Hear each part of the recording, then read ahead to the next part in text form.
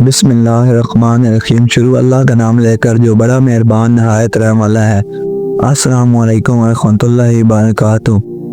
امید ہے کہ آپ سب خیریت سے ہوں گے۔ آج کی ویڈیو میں ہم ایک نہایت اہم اور دل کو چھو لینے والے واقعے پر بات کریں گے۔ یہ وہ وقت تھا جب ہمارے پیارے نبی حضرت محمد مصطفیٰ صلی اللہ علیہ وسلم کو دو بڑے صدمات کا سامنا کرنا پڑا۔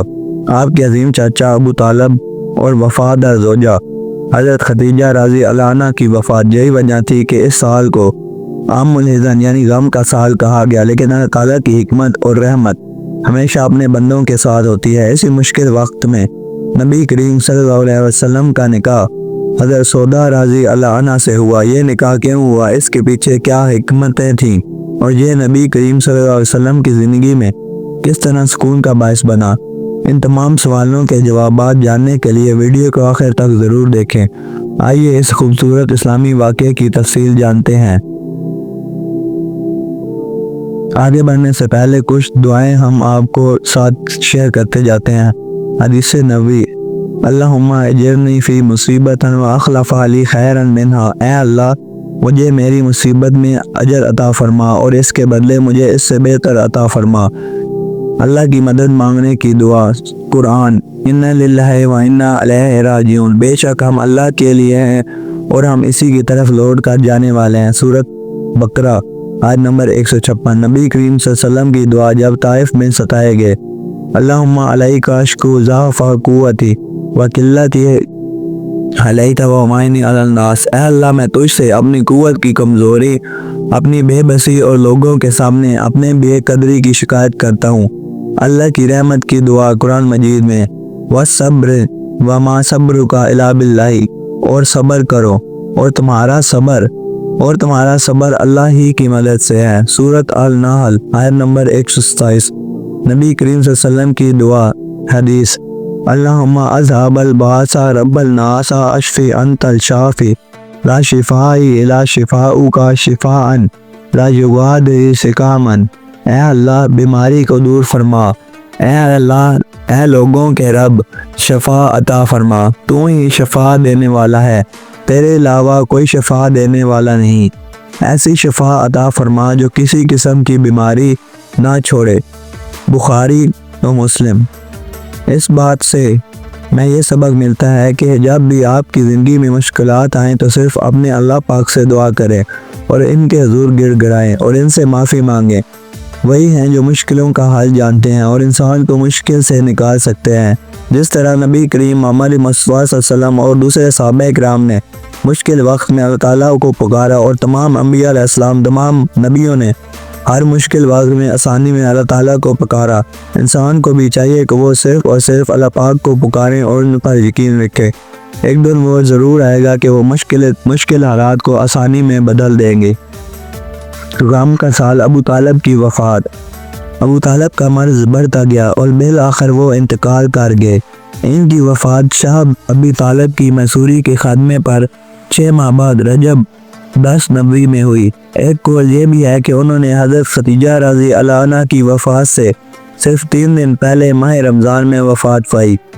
صحیح بخاری میں حضرت مصعب سے مروی ہے کہ جب ابو طالب کی وفات کا وقت آیا تو نبی کریم صلی اللہ علیہ وسلم ان کے پاس تشریف لے گئے۔ وہاں ابو جہل بھی موجود تھا۔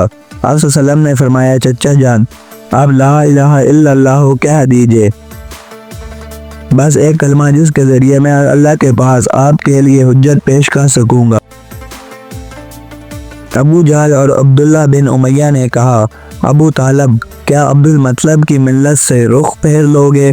پھر یہ دونوں برابر ان سے بات کرتے رہے، یہاں تک کہ آخری بات جو ابو طالب نے لوگوں سے کہی یہ تھی کہ عبد المطلب کی ملت پر نبی کریم محمد مصطفیٰ صلی اللہ علیہ وسلم نے فرمایا: میں جب تک آپ سے روک نہ دیا جاؤں آپ کے لیے دعائیں مغفرت کرتا رہوں گا۔ اس پر اللہ تعالیٰ کی آیت قرآن پاک میں یہ آیت نازل ہوئی: ما کان لنبی والذین آمنوا ان یستغفروا اللہ والمشرکین ولا کانوا اولی القربی من بعد ما تبین لہم انہم اصحاب الجحیم۔ ترجمہ: نبی کریم صلی اللہ علیہ وسلم اور اہل ایمان کے لیے درست نہیں کہ مشرکین کے لیے دعائے مغفرت کریں اگرچہ وہ قرابت دار ہی کیوں نہ ہو، جبکہ ان پر واضح ہو چکا ہے کہ وہ لوگ جہنمی ہیں۔ اور ایک اور قرآن کی آیت میں نازل ہوا، اِنَّكَ لَا تُحِبُّ مَنْ أَحْبَبْتَ، آپ جسے پسند کریں ہدایت نہیں دے سکتے، یعنی جس سے کوئی انسان پسند کرے یا نبی پسند کرے اسے کوئی ہدایت نہیں دے سکتا، مگر جسے اللہ پاک پسند کرے وہی ہدایت پر آئے گا اور ہدایت پر آ کر رہے گا، چاہے دنیا کچھ بھی کر لے۔ سیرت کے مارکس میں بڑا اختلاف ہے کہ ابو طالب کی وفات کس مہینے میں ہوئی۔ ہم نے رجب کو اس لیے ترجیح دی ہے کہ بیشتر مارکس کا اتفاق ہے کہ ان کی وفات شاب ابی طالب سے نکلنے کے 6 ماہ بعد ہوئی، اور محصوری کا آغاز محرم 7 نبی کی چاند رات سے ہوا تھا۔ اس حساب سے ان کی موت کا زمانہ رجب 10 یعنی نبی صلی اللہ علیہ وسلم کا 10واں سال میں ہوتا ہے۔ یہاں یہ بتانے کی ضرورت نہیں کہ ابو طالب نے نبی کریم صلی اللہ علیہ وسلم کی کس قدر حمایت اور حفاظت کی تھی۔ وہ در حقیقت مکے کے بڑوں اور احمقوں کے حملوں سے اسلامی دعوت کے بچاؤ کے لیے ایک قلعہ تھے، لیکن وہ بذات خود اپنے بزرگ آباء و اجداد کی ملت پر قائم رہے، اس لیے مکمل کامیابی نہ پا سکے۔ چنانچہ صحیح بخاری میں حضرت عباس بن عبد المطلب رضی اللہ عنہ سے مروی ہے کہ انہوں نے نبی کریم صلی اللہ علیہ وسلم سے دریافت کیا، آپ صلی اللہ علیہ وسلم اپنے چاچا کے کیا کام آ سکے، کیونکہ وہ آپ صلی اللہ علیہ وسلم کی حفاظت کرتے تھے اور آپ کے لیے دوسروں پر بگڑتے اور ان سے لڑائی مول لیتے تھے۔ آپ نے فرمایا، وہ جہنمی کی ایک چھچلی جگہ میں ہیں، اور اگر میں نہ ہوتا تو وہ جہنم کے سب سے گہرے کھڈ میں ہوتے۔ ابو سعید خدری رضی اللہ عنہ کا بیان ہے کہ ایک بار نبی کریم صلی اللہ علیہ وسلم کے پاس آپ کے چاچا کا تذکرہ ہوا تو آپ صلی اللہ علیہ وسلم نے فرمایا، ممکن ہے قیامت کے دن انہیں میری شفاعت فائدہ پہنچا دے اور انہیں جہنم کی ایک کم گہری جگہ میں رکھ دیا جائے کہ آگ صرف ان کے دونوں ٹخنوں تک پہنچ سکے۔ حضرت محمد صلی اللہ علیہ وسلم کی پہلی بیوی حضرت خدیجہ رضی اللہ عنہ کے بارے میں جانتے ہیں۔ حضرت خدیجہ رضی اللہ عنہ جوار رحمت میں جناب ابو طالب کی وفات کے 2 ماہ بعد یا صرف 3 ماہ بعد علی الاختلاف القول حضرت ام المومنین خدیجہ الکبریٰ رضی اللہ عنہ بھی رحلت فرما گئیں۔ ان کی وفات نبی کریم صلی اللہ علیہ وسلم کے 10ویں سال ماہ رمضان میں ہوئی۔ اس وقت وہ 65 برس کی تھیں اور رسول اللہ صلی اللہ علیہ وسلم کی اپنی عمر کے 50ویں منزل میں تھے، یعنی حضرت محمد صلی اللہ علیہ وسلم کی عمر 50 سال تھی۔ جب حضرت محمد صلی اللہ علیہ وسلم اور حضرت خدیجہ رضی اللہ عنہ کا نکاح ہوا تو حضرت محمد صلی اللہ علیہ وسلم کی عمر 25 سال اور حضرت خدیجہ رضی اللہ عنہ کی عمر 40 سال تھی۔ حضرت خدیجہ رضی اللہ عنہ رسول اللہ صلی اللہ علیہ وسلم کے لیے اللہ تعالیٰ کی بڑی گران قدر نعمت تھی۔ وہ 1/4 صدی آپ صلی اللہ علیہ وسلم کی رفاقت میں رہیں، اور اس دوران رنج و قلق کا وقت آتا تو آپ صلی اللہ علیہ وسلم کے لیے تڑپ اٹھتی، سنگین اور مشکل ترین حالات میں آپ صلی اللہ علیہ وسلم کو قوت پہنچاتی، تبلیغ رسالت میں آپ صلی اللہ علیہ وسلم کی مدد کرتی، اور اس تلخ ترین جہاد کی سختیوں میں آپ صلی اللہ علیہ وسلم کی شریک کار رہتی، اور اپنی جان و مال آپ صلی اللہ علیہ وسلم کی خیر خواہی اور غم گساری کرتی۔ رسول اللہ صلی اللہ علیہ وسلم کا ارشاد ہے، جس وقت لوگوں نے میرے ساتھ کفر کیا وہ مجھ پر ایمان لائیں، جس وقت لوگوں نے مجھے جھٹلایا انہوں نے میری تصدیق کی، جس وقت لوگوں نے مجھے محروم کیا انہوں نے مجھے اپنے مال میں شریک کیا، اور اللہ نے مجھے ان سے اولاد دی اور دوسری بیویوں سے کوئی اولاد نہ دی۔ صحیح بخاری میں ابو ہریرہ رضی اللہ عنہ سے مروی ہے کہ حضرت جبرائیل علیہ السلام نبی کریم محمد صلی اللہ علیہ وسلم کے پاس تشریف لائے اور فرمایا، اے اللہ کے رسول صلی اللہ علیہ وسلم، حضرت خدیجہ رضی اللہ عنہ تشریف لا رہی ہیں، ان کے پاس ایک برتن ہے جس میں سالن یا کھانا یا کوئی مشروب ہے۔ جب وہ آپ صلی اللہ علیہ وسلم کے پاس پہنچیں تو آپ صلی اللہ علیہ وسلم انہیں ان کے رب کی طرف سے سلام کہیں اور جنت میں موتی کے ایک محل کی بشارت دیں جس میں نہ شور و شوب ہوگا، نہ درماندگی نہ او تھکان۔ حضرت خدیجہ رضی اللہ عنہ ہی وہ پہلی عورت تھی جنہوں نے بلا جھجک حضرت محمد صلی اللہ علیہ وسلم پر ایمان لایا اور وہ مسلمان ہو گئی، نہ کسی جھجک کے اور نہ ہی کسی مشکلات کے۔ حضرت محمد صلی اللہ علیہ وسلم نے جب ان کو حضرت خدیجہ رضی اللہ عنہ کو بتایا تو وہ پہلی ایمان لانے والی خاتون اور بلا جھجک بنا کسی رکاوٹ کے ایمان لے آئیں۔ غم ہی غم، یہ دونوں علم انگیز حادثات صرف چند دنوں کے دوران پیش آئے، جس سے نبی کریم صلی اللہ علیہ وسلم کے دل میں غم و علم کے احساسات موجود ہو گئے، اور اس کے بعد قوم کی طرف سے بھی مصائب کا طومار بن گیا، کیونکہ ابو طالب کی وفات کے بعد ان کی جسارت بڑھ گئی اور وہ کھل کر آپ صلی اللہ علیہ وسلم کو اذیت اور تکلیفیں پہنچانے لگے۔ اس کیفیت نے آپ صلی اللہ علیہ وسلم کے غم و عالم میں اور بھی اضافہ کر دیا۔ آپ صلی اللہ علیہ وسلم نے ان سے مایوس ہو کر طائف کی راہ لی کہ ممکن ہے وہاں لوگ آپ صلی اللہ علیہ وسلم کی دعوت قبول کر لیں، آپ صلی اللہ علیہ وسلم کو پناہ دے دیں اور آپ صلی اللہ علیہ وسلم کی قوم کے خلاف آپ صلی اللہ علیہ وسلم کی مدد کریں۔ لیکن وہاں نہ کوئی پناہ دندہ ملا نہ مددگار، بلکہ الٹے انہوں نے سخت اذیت پہنچائی اور ایسی بدسلوکی کی کہ خود آپ صلی اللہ علیہ وسلم کی قوم نے ویسی بدسلوکی نہ کی تھی۔ آگے آنے والے واقعے میں ہم طائف کی بدسلوکی کے بارے میں بھی بات کریں گے۔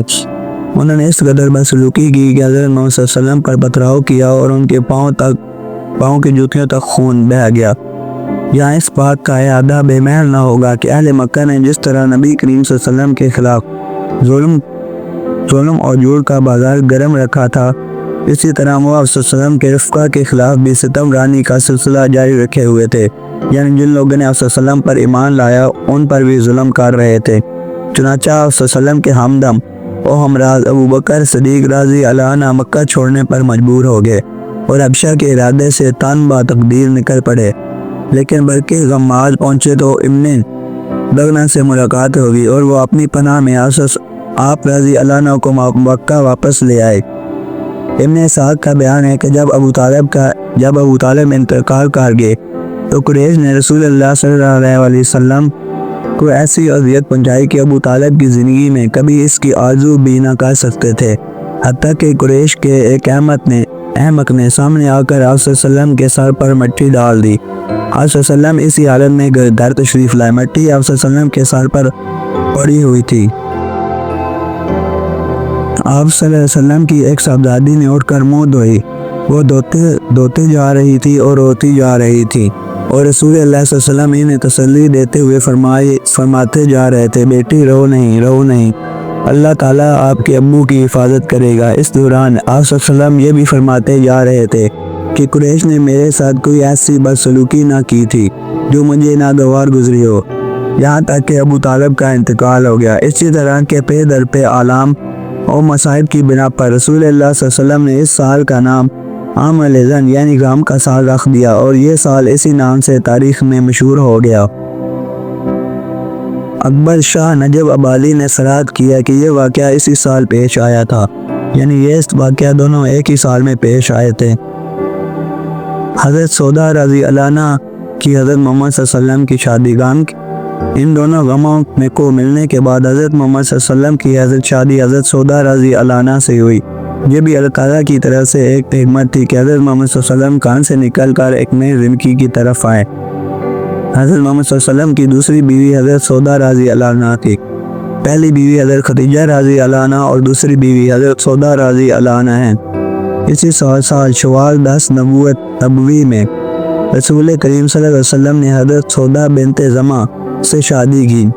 یہ ابتدائی دور میں مسلمان ہو گئی تھی اور دوسری ہجرت حبشہ کے موقع پر ہجرت بھی کی تھی۔ ان کے شوہر کا نام سکران رضی اللہ عنہ بن عمرو تھا، وہ بھی قدیم علیہ السلام تھے، اور حضرت سودا رضی اللہ عنہ نے انہی کی رفاقت میں حبشہ کی جانب ہجرت کی تھی، لیکن وہ حبشہ ہی میں رہ گئے تھے اور کہا جاتا ہے کہ مکہ واپس آ کر انتقال کر گئے۔ اس کے بعد جب حضرت سودا رضی اللہ عنہ کی عدت ختم ہو گئی تو نبی کریم صلی اللہ علیہ وسلم نے ان کو شادی کا پیغام دیا اور پھر شادی ہو گئی۔ یہ حضرت خدیجہ رضی اللہ عنہ کی وفات کے بعد پہلی بیوی ہیں جن سے رسول اللہ صلی اللہ علیہ وسلم نے شادی کی۔ چند برس بعد انہوں نے اپنی باری حضرت عائشہ رضی اللہ عنہ کو ہبہ کر دی تھی۔ اس طرح حضرت سودا رضی اللہ عنہ کا حضرت محمد مصطفیٰ صلی اللہ علیہ وسلم سے شادی ہوئی، اور یہ دوسری شادی تھی جو حضرت محمد صلی اللہ علیہ وسلم کی ہوئی تھی۔ یہی دنیا کا دستور ہے، آزمائشیں آتی ہیں لیکن وہی لوگ سرخرو ہوتے ہیں جو اللہ پر بھروسہ رکھتے ہیں۔ عام الحزن میں نبی کریم صلی اللہ علیہ وسلم نے صبر کیا اور اللہ نے انہیں بے مثال نعمتوں سے نوازا۔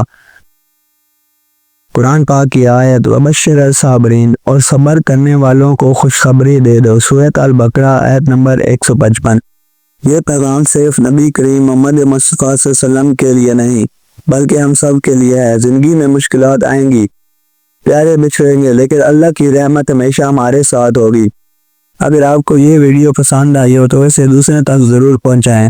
آپ کا ایک شیئر کسی کی زندگی بدل سکتا ہے۔ کمنٹس میں اپنی قیمتی رائے ضرور دیں اور لائٹ آف ہدایہ کو سبسکرائب کریں تاکہ مزید ایمان افروز ویڈیو آپ تک پہنچتی رہیں۔ اللہ ہمیں بھی ان لوگوں میں شامل کرے جن پر اللہ پاک راضی ہو اور اللہ پاک کا خاص کرم ہو۔ آمین۔ السلام علیکم ورحمۃ اللہ وبرکاتہ۔